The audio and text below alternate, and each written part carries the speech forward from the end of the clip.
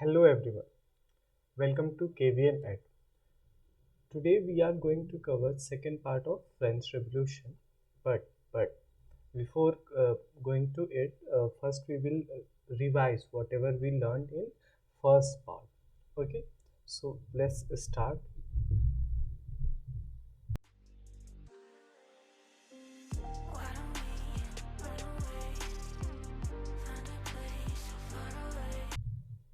Okay, so what we learned? We learned that Louis 16 जो था उसको 1774 में राजा बना दिया जाता है और उसकी शादी उस समय हो चुकी होती है ऑस्ट्रेलियन प्रिंसेस मैरी एंटोनेट से। और ये लुइस 16वीं बॉर्बन फैमिली का रहता है और उस समय इसकी एज 20 साल रहती है। तो ये हमने देखा।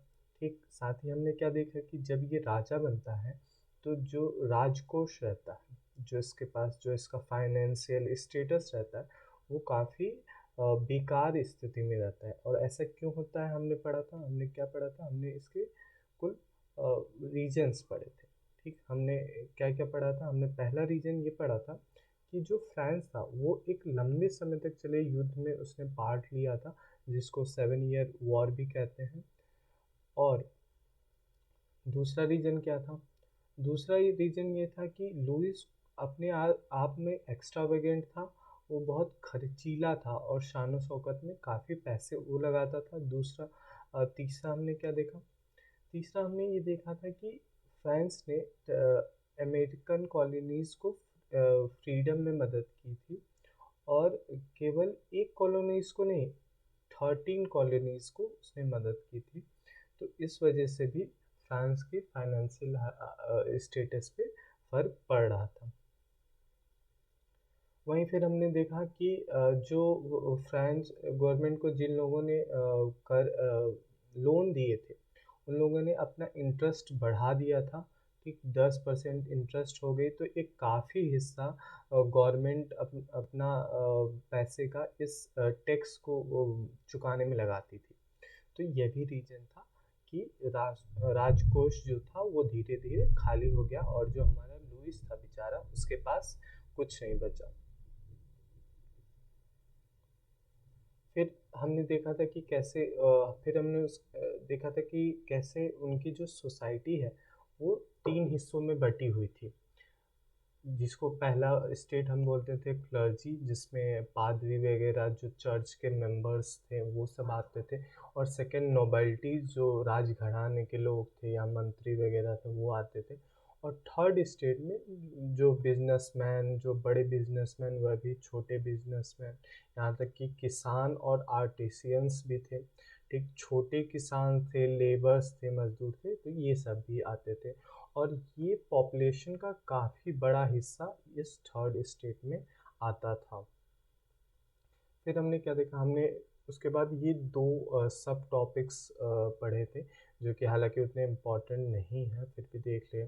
जो स्ट्रगल टू सर्वाइव में हमने देखा कि कैसे पॉपुलेशन जो थी वो ग्रोथ कर गई थी, डिमांड ज़्यादा थी, सप्लाई कम था, तो ये पूरा चेन ब्रेक हो चुका था। और वहीं हमने देखा कि एक नेचुरल डिजास्टर भी आ जाता है। और इस सेकंड टॉपिक में हमने देखा कि कैसे जो नए फिलोसफर थे उन लोगों ने कैसे नई आइडियाज़ को लाना शुरू किया था, जैसे जैसे कि जैन जो रूसो जो थे उन्होंने, और भी हम लोगों ने जैन लॉक के बारे में पढ़ा था। ठीक तो ये सब थे, एक और थे मॉन्टेस्क्यू थे। ठीक तो इन सब के बारे में हमने पढ़ा था।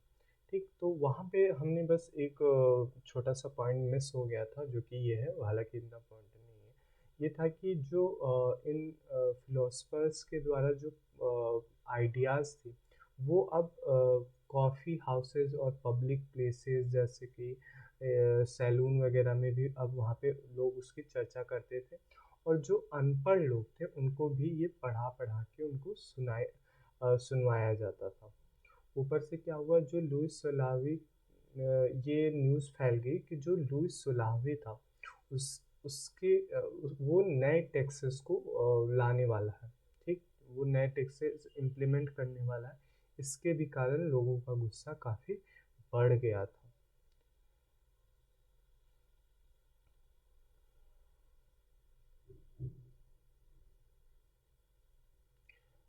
तो अब हम मेनली यहाँ से स्टार्ट करेंगे। हम देखेंगे कि जो मेनली जो क्रांति थी, ठीक, जो रिवॉल्यूशन था, वो हमारा स्टार्ट कैसे हुआ, ठीक, वो स्टार्ट कैसे हुआ था, ठीक, उसके रीजंस तो हम देख चुके हैं, लेकिन वो स्टार्ट आखिर हुआ कैसे था। तो ऐसा कुछ नहीं होता ज़्यादा खास, बहुत सिंपल है। उसमें ये हुआ था कि जो लुइस था, ठीक, उसको टैक्सेस बढ़ाने थे। वो सोचा कि टैक्स बढ़ाने से अपनी फाइनेंशियल स्टेटस ठीक हो जाता है, ठीक। तो वो स्टेट जनरल की मीटिंग बुलाता है। अब ये स्टेट जनरल क्या है, ठीक। तो जो फ्रांस का राजा होता था, उस समय उसको ये पावर नहीं थी कि वो अपनी मर्जी से कभी भी टैक्सेस को बढ़ा सके। तो उसको क्या करना पड़ता था, उसको नए टैक्सेस के लिए स्टेट जनरल की मीटिंग बुलानी पड़ती थी, और वहाँ उसको अपना प्रपोजल पास करना पड़ता था, ठीक। और स्टेट जनरल में स्टेट जनरल क्या, स्टेट जनरल एक ऐसा ग्रुप समझ सकते हो जिसमें तीनों स्टेट्स के मेंबर्स आते थे, रिप्रेजेंटेटिव्स आते थे तीनों स्टेट से। कुछ इसके बारे में हम नेक्स्ट पॉइंट में पढ़ेंगे। और जो ये जो लास्ट मीटिंग था, यहाँ पे एक बात बोलिए, जो लास्ट मीटिंग थी वो 1614 में हुई है, ठीक। तो आप समझ सकते हैं कितना पहले हुआ था, क्योंकि अभी आप देखोगे नेक्स्ट पॉइंट में कि ये अब, यानी 1614 से अब 1789, यानी कि लगभग 175 ईयर बाद फिर से इन लोगों ने ये मीटिंग बुलाई स्टेट जनरल की, ठीक। तो जब ये स्टेट जनरल की मीटिंग इस दिन बुलाई गई 5 मई को, तो हुआ क्या उस दिन हुआ, जो फर्स्ट और सेकंड स्टेट्स थे, चूँकि उनकी पॉपुलेशन बहुत ही कम थी, ठीक, इसीलिए उस स्टेट से 300 रिप्रेजेंटेटिव आए, तीन फर्स्ट से, तीन सेकंड से। और थर्ड स्टेट से 600 मेंबर्स आए थे, क्योंकि इनकी पॉपुलेशन बहुत ही ज़्यादा होती थी। 600 भी काफ़ी नहीं थे, ठीक। इनके इनके रिप्रेजेंटेटिव और आने चाहिए थे अगर पॉपुलेशन के हिसाब से देखा जाए तो, ठीक।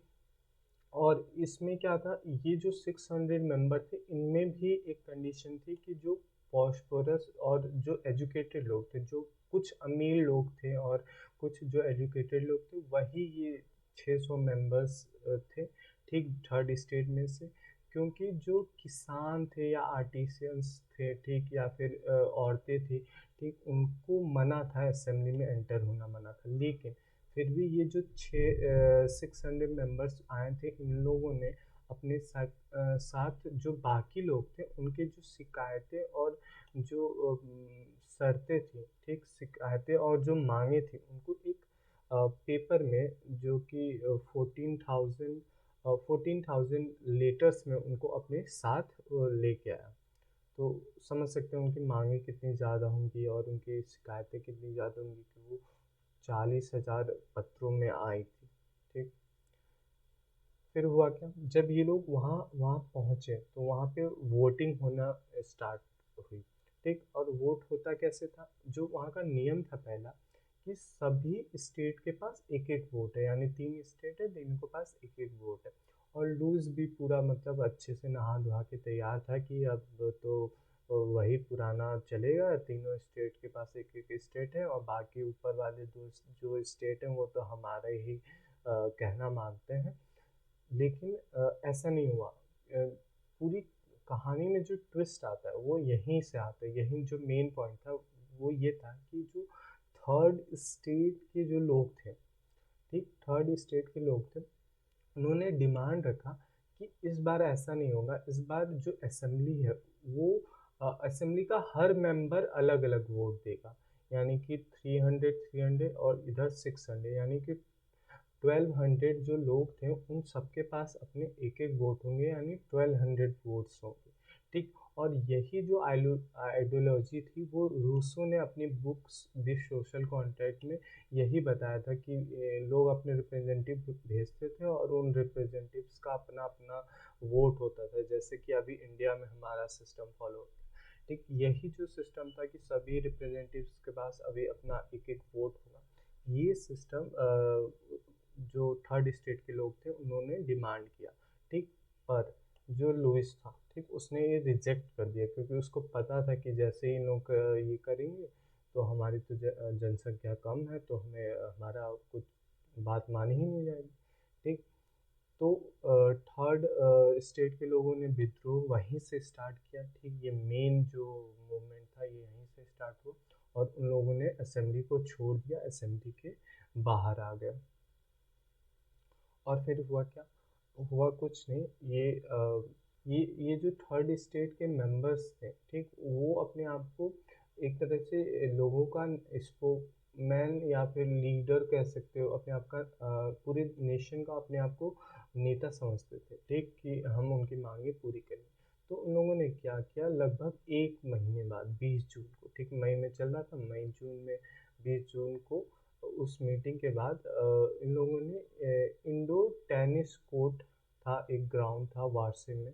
ठीक, वहाँ पे लोग इकट्ठा होते हैं। ठीक, और वहाँ पे ये लोग अपने आप को क्या डिक्लेयर कर देते हैं, वहाँ पे अपने आप को ये नेशनल असेंबली डिक्लेयर कर देते हैं।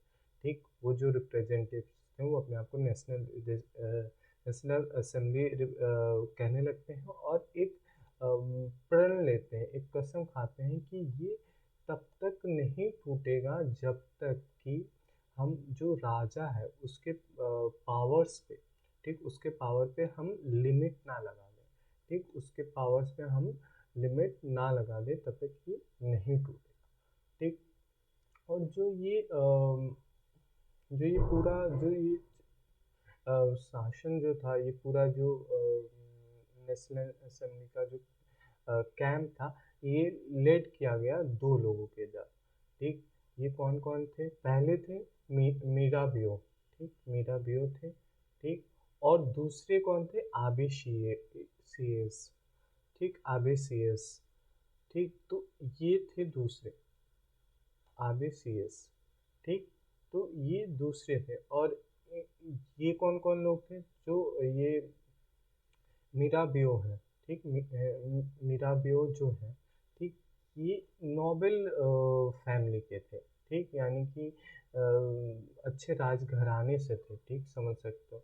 बट इन्होंने फिर इसका साथ क्यों दिया? क्योंकि ये समझते थे कि जो फ्यूडल सिस्टम वही तीन लोगों वाली, तीन स्टेट वाली जो सिस्टम है और उसकी जो प्रिविलेजेस है, ये काफ़ी हद तक बहुत गलत है। ठीक, तो ये इनका मानना था। ऐसे बहुत कम ही लोग होते हैं जो अपनी फैसिलिटी को त्याग करके दूसरों को समझते हैं। ठीक, तो उनमें से ये एक थे। यही लोग लीडर्स होते हैं जो हर इंडिविजुअल्स की दिक्कतों को समझते हैं। ठीक, और उसमें से और जो इन्होंने क्या किया, इन्होंने बहुत अच्छा सा मतलब तगड़ा स्पीच दिया। ठीक, पावरफुल स्पीच इन लोगों ने डिलीवर किया था उस असेंबली जो वहाँ टेनिस कोर्ट में जो लोग इकट्ठा हुए थे, वहाँ पे इन लोगों ने क्या किया, बहुत अच्छा भाषण दिया था। और जो ये आबेसियस थे, ठीक, आबेसियस ये कौन थे? ये एक प्रिस्ट, एक पुजारी कह सकते हो, पादरी थे। ठीक, चर्च में जो लोग रहते थे। ठीक, इन्होंने भी काफ़ी इन्फ्लुएंस वाला एक पैम्पलेट लिखा था। ठीक, उसको कहते थे what is the third state. ठीक, तो ये जो दो नेता थे, इन्होंने पूरे उसको लीड किया। तो जब ये नेशनल असेंबली पूरा तैयार हो गई और इन्होंने सोचा एक नया कॉन्स्टिट्यूशन बनाने को, तो जब तक ये नेशनल असेंबली बिजी थी, ठीक, ये जब तक बिजी थी अपनी नई कॉन्स्टिट्यूशन बनाने में, तब तक क्या हो रहा था, जो फ्रांस के जो लोग थे, ठीक, बाकी जो फ्रांस के लोग थे, वो क्या हो रहे थे, वो आतंकित हो रहे थे। ठीक, उनमें गुस्सा भरा जा रहा था, अपने आप आ जा रहा था, क्योंकि और भी चीज़ें बहुत जो कंडीशन बद से बदतर होती जा रही थी। जैसे कि आपने पढ़ा होगा कि स्ट्रगल वाले पॉइंट में हमने क्या पढ़ा था कि एक नेचुरल डिजास्टर आता है जिसकी वजह से जो उनकी हार्वेस्ट रहती है, जो खेती रहती है, वो बुरी तरह से बर्बाद हो जाती है। इससे होता क्या है, जो ब्रेड था, ठीक, उसके ब्रेड ही लोग वहाँ के खाते हैं। ठीक, खाते थे उस टाइम भी। ठीक, वो तो अपने इंडियन लोग हैं जो हेल्दी वेल्दी थोड़ा बहुत खाते हैं, ब्रेड भी हेल्दी है लेकिन उतना उतना नहीं। ठीक, तो ब्रेड ये खाते थे वो। ठीक, इसलिए फूले फूले होते हैं। ठीक, तो फ्रांस के लोग। और उसी की चीज़ें क्या हुई, बहुत महंगी मिलने लगी। ठीक, बहुत महंगी मिलने लगी, एक हद होती है किसी भी चीज़ की। ठीक, तो सिचुएशन इतना ख़राब था कि लोगों ने क्या किया, इतना सिचुएशन ख़राब था, ऊपर से जो बेकर्स थे उन्होंने इस सिचुएशन का फ़ायदा उठाने लगा। इस सिचुएशन का ऐसे फ़ायदा उन्होंने क्या किया, उसको होर्डिंग करने लगे। ठीक, उन लोगों ने जमाखोरी करने लगे। ठीक, जमाखोरी क्या होती है, जैसे कि मार्केट में अगर आप समझो कि किसी चीज़ की कमी है, जैसे कोविड-19 के समय फ्रूट्स जो थे उनकी भारी कमी हो रही थी, क्योंकि सब लोग फ्रूट्स खाना स्टार्ट कर दिए थे। तो जो फ्रूट्स वाले थे उनको, वो क्या करते थे, वो जो फ्रूट्स होते थे उनको अपने घरों में, गोदानों में उसको रख लेते थे और मार्केट में नहीं आने देते थे। और लोगों को बताते थे कि हमारे पास फ्रूट ही नहीं, यही फ्रूट है जो आपको दिख रहा है, ये थोड़ा सा, तो यही फ्रूट है। तो एक बंदा नहीं लेगा तो दूसरा तो ले ही लेगा, चाहे उनके मनमर्जी के प्राइस में। ठीक, तो इस तरह से जमाखोरी चलती है, चीज़ों को अपने घर में छुपा लेना और फिर उनके दाम बताना कि अरे ये तो 10 ही मिले हैं, इसका अब मैं किसी को भी बेच सकता हूँ। ठीक, इस तरह से दाम अपने आप बढ़ जाती है, जो मुसीबत में भी लोगों का फ़ायदा होता है। तो वही कुछ वहाँ भी चल रहा था। ठीक, एक कोविड-19 जैसी सिचुएशन ही आ गई थी, मैं तो बोलता हूँ इससे भी बदतर सिचुएशन उस समय की आ गई थी वहाँ पे, तो आप समझ सकते हो। ठीक, तो लोगों के अंदर गुस्सा हुआ, बहुत गुस्सा ये भरता गया, और ये भरता है, लोग क्या करते हैं, जो बेकरी होती है, जो दुकानें होती हैं, वहाँ पे लोग तोड़-फोड़ मचाने लगते हैं, घुस जाते हैं। और जो काफ़ी जो बेकर्स होते हैं, वो उनको ये हालत होती है कि देश छोड़ के भागना पड़ता है। ठीक, तो ये यहाँ से इन लोगों को मोटिवेशन मिलता है। तो अब ये लोग बेकरी शॉप से आगे बढ़ते हैं, और ये लोग क्या करते हैं कि जो ऑफ़िस रहती है, ठीक, जो किंग के जो ऑफिशियल प्लेसेस है, अब उसमें भी तोड़-फाड़ मचाना ये लोग शुरू कर देते हैं। और जैसे कि आपको पता है 14th जुलाई को क्या होता है, बेस्टिल पे धावा, जिसके बारे में हमने फर्स्ट पार्ट में अच्छे से पढ़ा था। तो ये सब चीज़ें चल रही थी वहाँ फ्रांस में, काफ़ी बदतर हालत थी। ऊपर से रूमर्स जो मैंने फर्स्ट पार्ट में आपको बताया कितने खतरनाक होते हैं। तो ये फैल गए थे कि जो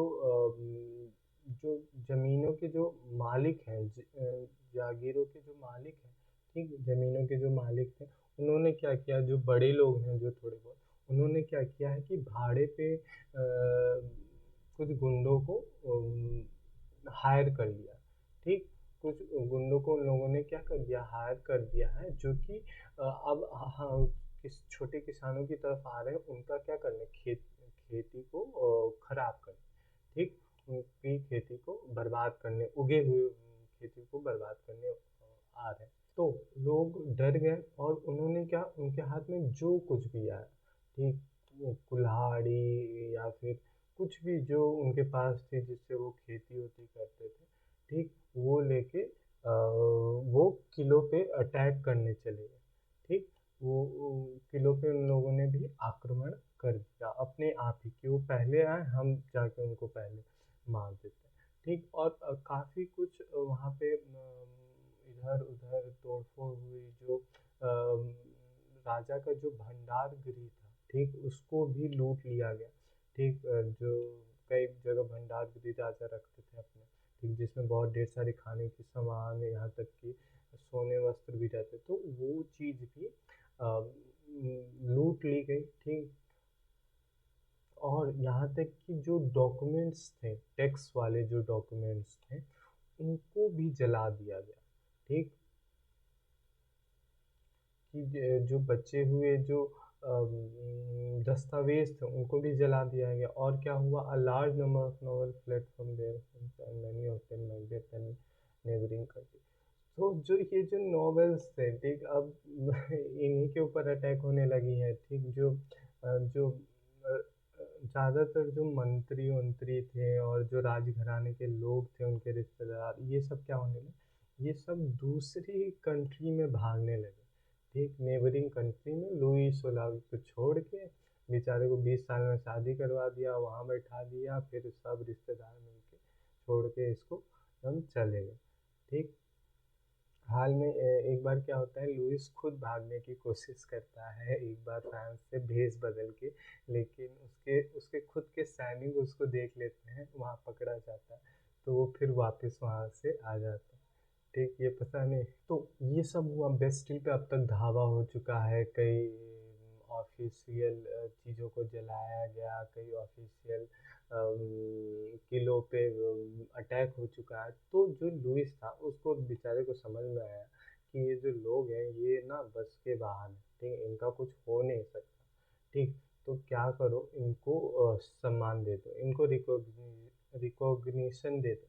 ठीक, तो नेशनल असेंबली को एक सरकारी रूप से बोल दिया गया कि हाँ भाई, नेशनल असेंबली जो है वो सही की है, एक सरकारी बॉडी है, गवर्नमेंट बॉडी बन गई है। ठीक, और क्या हुआ, उन्होंने जो भी नेशनल असेंबली के जो भी कॉन्स्टिट्यूशनल चीज़ें थी उसको एक्सेप्ट कर लिया, जो भी जो प्रिंसिपल वो लाना चाहते थे उस सभी को एक्सेप्ट कर लिया। और क्या क्या वो था कि सिंपली वही था कि राजा के जो पावर्स थे, ठीक, उन पे अब एक कॉन्स्टिट्यूशन का अंकुश होगा। कॉन्स्टिट्यूशन उसको चेक करती रहेगी, उसको कंट्रोल करती रहेगी। और फिर फोर्थ फोर्थ अगस्त, इसको भी एक बड़ा वो डेट कह सकते हैं। 4 अगस्त को क्या हुआ, जो नेशनल असेंबली थी उसने एक लॉ पास कर दिया। ये था कि जो फ्यूडल सिस्टम के जो टैक्सेस हैं, ठीक, उन जो फ्यूडल सिस्टम की जो प्रिविलेजेस हैं, जो एडवांटेज हैं, वो अब एबॉलिश हो चुके हैं, वो अब ख़त्म हो चुके हैं, अब ये नहीं मिलेगा। तो वो जो टिथ्स था, ठीक, जो चर्च लेती थी फालतू में लोगों से, ठीक, वो अब नहीं देना पड़ेगा। ठीक, उसको एबॉलिश कर दिया गया। और चर्च ने फालतू में जो ज़मीनें ले रखी थी लोगों लोगों से, वो भी सरकार ने वापस ले ली। ठीक, तो ये सब जब्त होने लगी चीज़ें, और जो कुछ नॉवेल्स थे उनकी भी चीज़ें जब्त हुई, काफ़ी जो करप्ट नॉवेल्स थे। तो इस तरह सरकार ने सरकार, अब मैं सरकार की बात करूँगा, इसका मतलब कि लुइस सोलावी नहीं, अब मतलब लुइस सोलावी से ज़्यादा नेशनल असेंबली। अब सरकार मतलब लुइस सोलावी और नेशनल असेंबली, बट पूरा नेशनल असेंबली ही अब कंट्रोल कर रही। ठीक, तो आप गवर्नमेंट का मतलब नेशनल असेंबली समझ सकते हो। ठीक, तो नेशनल असेंबली को यानी कि गवर्नमेंट के हाथ में क्या आ गया, 2 बिलियन लिव्स का उनके पास संपत्ति अब तक आ चुकी थी, जिससे उनको लगा कि फाइनेंशियल स्टेटस जो है वो ठीक हो जाएगा। लेकिन ऐसा होता नहीं है। ठीक, आगे चल के आप देखेंगे किस तरह फिर से चीज़ें बद से बदतर होने लगती हैं। So that is all for today, guys. I hope you liked the video, and if you want any change, if you want any improvement, try to comment. I will do it. Okay. And on this channel, from now you will get video regularly. Okay. So don't worry about video. I will continue this channel. Okay, for helping ninth and 10th class student also. Okay, so if you are ninth and 10th student, do subscribe this channel. Okay, I will see you in next video. Thank you. Bye.